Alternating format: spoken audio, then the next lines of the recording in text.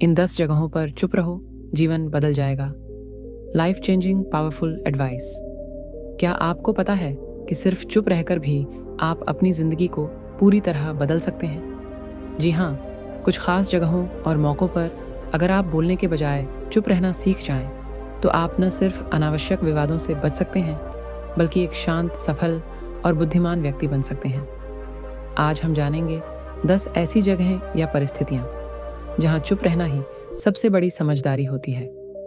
1. जब आप गुस्से में हों। गुस्सा एक ऐसा जहर है जो सबसे पहले आपको ही नुकसान देता है। जब हम गुस्से में होते हैं तो हमारी सोचने की क्षमता कमजोर हो जाती है। उस वक्त कही गई बातें तीर की तरह होती हैं, जो निकल जाए तो वापस नहीं आती। अगर उस समय आप चुप रह जाएं, तो आप एक बड़ी गलती करने से बच सकते हैं।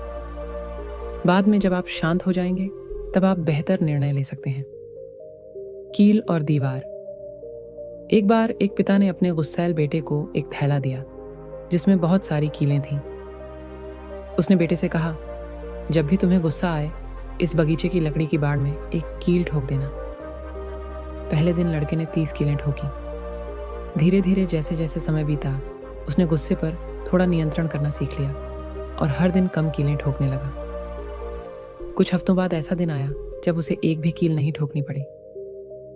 फिर उसके पिता ने कहा, अब हर दिन जब तुम गुस्से पर काबू रखो तो एक कील निकाल देना। वो दिन भी आ गया जब सारी कीलें निकाल दी गईं।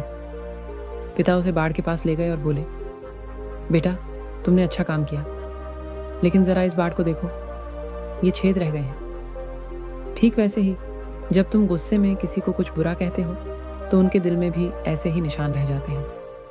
सीख। गुस्सा एक क्षण का होता है, लेकिन उसके शब्दों और कर्मों के निशान जीवन भर रह सकते हैं। इसलिए गुस्से में कुछ भी बोलने या करने से पहले ठहरें, सोचें और शांत रहें। 2. जब सामने वाला कुछ समझने के मूड में ना हो। बहुत बार ऐसा होता है कि हम किसी को समझाना चाहते हैं, पर सामने वाला सुनना ही नहीं चाहता। ऐसे समय पर तर्क करने का कोई फायदा नहीं। चुप रहना वहां आपकी ऊर्जा बचा सकता है और आपको बेवजह की बहस से दूर रखता है। सांप और किसान। एक बार की बात है, एक गांव में एक साधु ठहरे हुए थे। रोज सुबह वो गांव के बाहर ध्यान करने जाते थे। एक दिन उन्होंने देखा कि एक किसान रोज एक जख्मी सांप को दूध पिलाने आता है। साधु ने पूछा, तुम रोज इस सांप को दूध क्यों पिलाते हो? किसान बोला, यह सांप मेरे खेत में रहता है। किसी ने कहा कि अगर इसे रोज दूध दूंगा तो यह फसल की रक्षा करेगा। साधु मुस्कुराए और बोले, यह सिर्फ एक अंधविश्वास है। सांप दूध नहीं पीते, और अगर पी भी लिया तो क्या यह जहर नहीं फैलाएगा?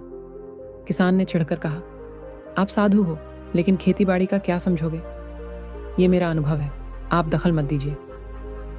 साधु चुप हो गए और मुस्कुराकर वहां से चले गए। कुछ दिन बाद खबर आई कि वही सांप किसी बच्चे को काटकर भाग गया। किसान बहुत पछताया और साधु के पास आया। बोला, मुझे माफ करिए, मैंने आपकी बात नहीं मानी। साधु बोले, मैंने तुम्हें समझाने की कोशिश की थी, लेकिन तुम सुनने के मूड में नहीं थे। याद रखो, समझ उसी को दी जा सकती है जो समझना चाहता है। जब कोई तैयार ना हो तो चुप रहना ही सबसे बड़ी समझदारी है। सीख। जब सामने वाला कुछ समझने के मूड में ना हो, तब तर्क नहीं, संयम जरूरी होता है। समय आने पर अनुभव उसे सिखा देगा जो शब्द नहीं सिखा सके। 3. जब कोई आपकी बुराई कर रहा हो। अगर कोई आपकी पीठ पीछे या सामने बुराई कर रहा है तो तुरंत जवाब देना हमेशा सही तरीका नहीं होता। चुप रहना यहाँ पर आपकी परिपक्वता दिखाता है। लोग खुद ही फर्क समझ जाते हैं, कौन क्या है। जवाब हमेशा शब्दों से नहीं, कर्मों से दिया जाना चाहिए। बुद्ध और बुरा शब्द। एक दिन भगवान बुद्ध अपने शिष्यों के साथ किसी गांव में प्रवचन देने गए। वहां एक व्यक्ति आया जो उनसे ईर्ष्या करता था। वह क्राउड में चिल्लाया, तुम ढोंगी हो, तुम्हारी बातें झूठी हैं, तुम लोगों को बहका रहे हो। सभी शिष्य चौंक गए, लेकिन बुद्ध शांत खड़े रहे, बिल्कुल बिना किसी गुस्से के। उस व्यक्ति ने और भी बुरा कहा, गालियां दी, अपमान किया, पर बुद्ध मुस्कुराते रहे। आखिरकार वह व्यक्ति थक गया और चुप हो गया। बुद्ध ने तब बड़ी शांति से पूछा, अगर कोई व्यक्ति तुम्हें कोई तोहफा दे और तुम उसे स्वीकार न करो तो वह तोहफा किसके पास रह जाता है? वो आदमी बोला, जिसने दिया उसके पास। बुद्ध ने मुस्कुराते हुए कहा, तो तुम्हारे गुस्से, गालियों और बुराई को मैंने स्वीकार नहीं किया। ये सब अब भी तुम्हारे पास है। सीख, जब कोई आपकी बुराई करता है तो याद रखें, आपके जवाब से ज्यादा असर आपकी चुप्पी और शांति का होता है।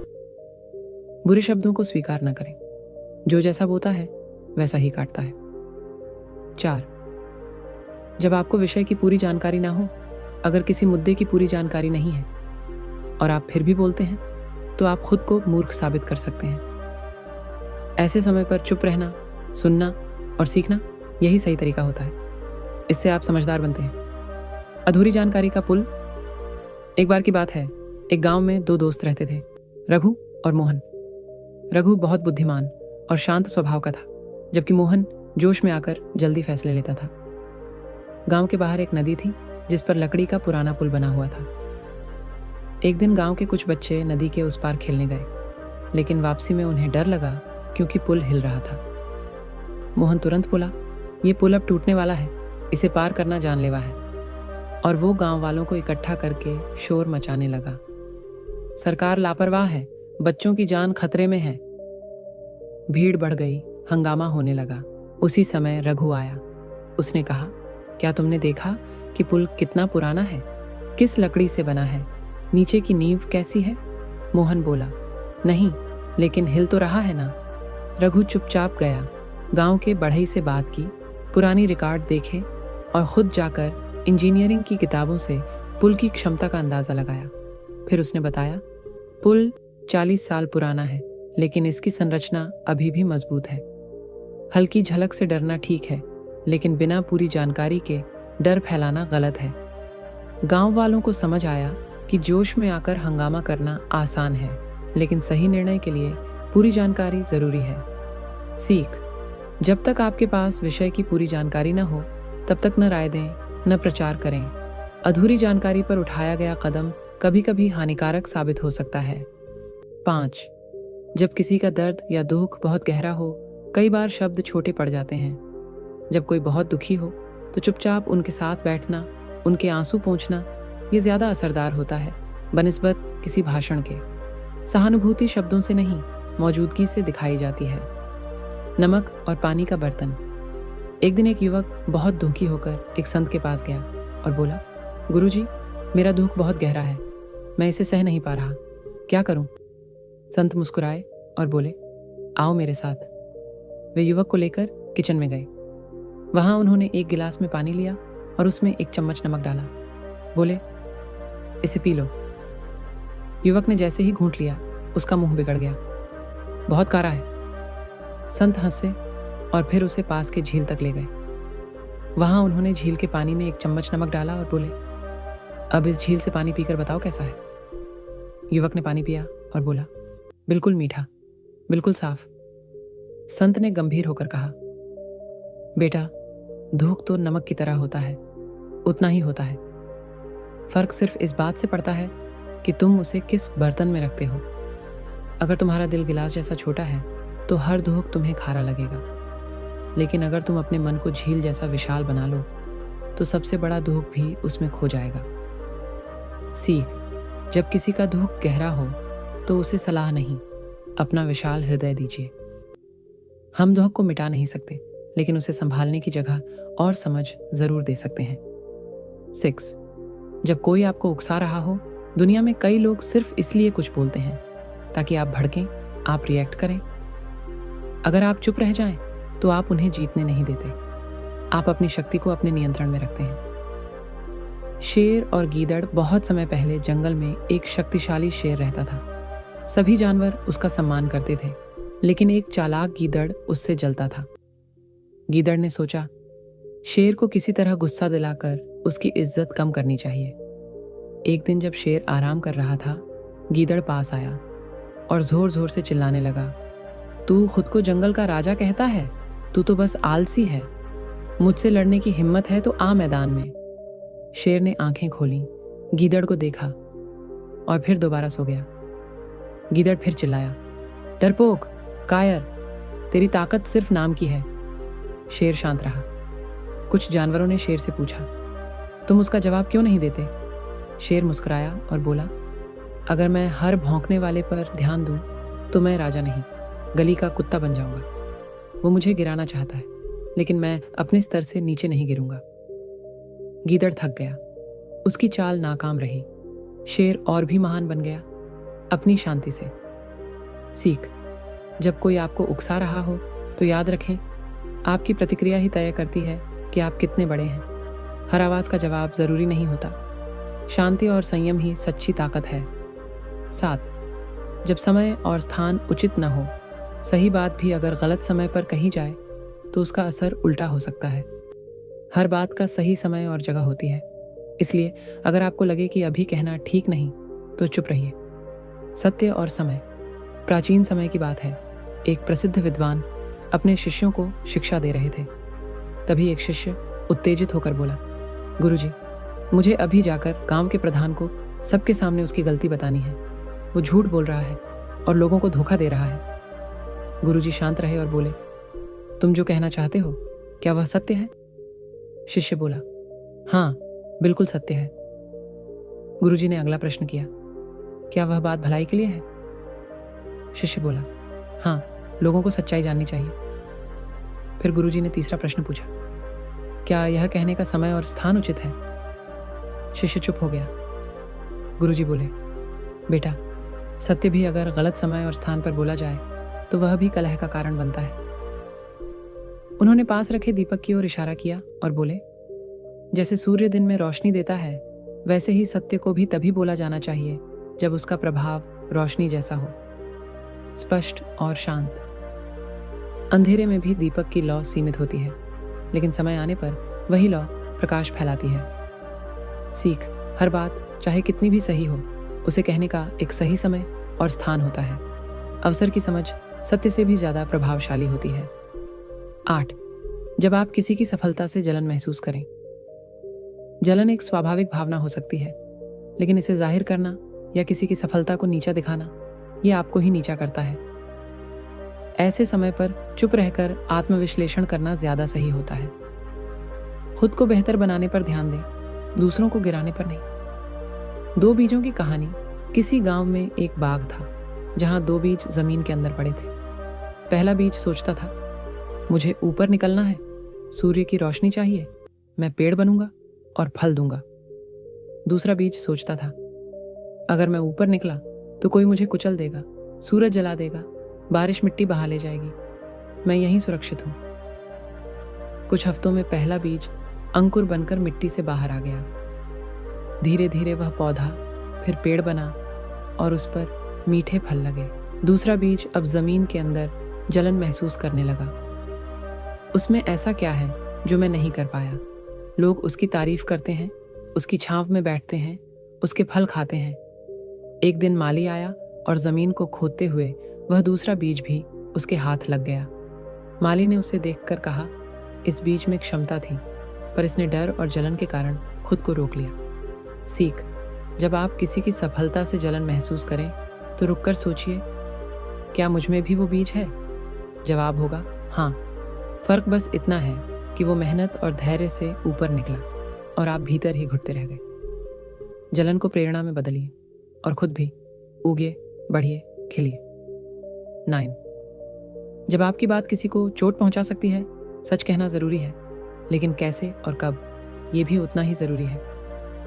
अगर आपकी बात किसी को बेवजह चोट पहुंचा सकती है तो चुप रहना ज्यादा अच्छा होता है। संवेदनशीलता समझदारी की निशानी है।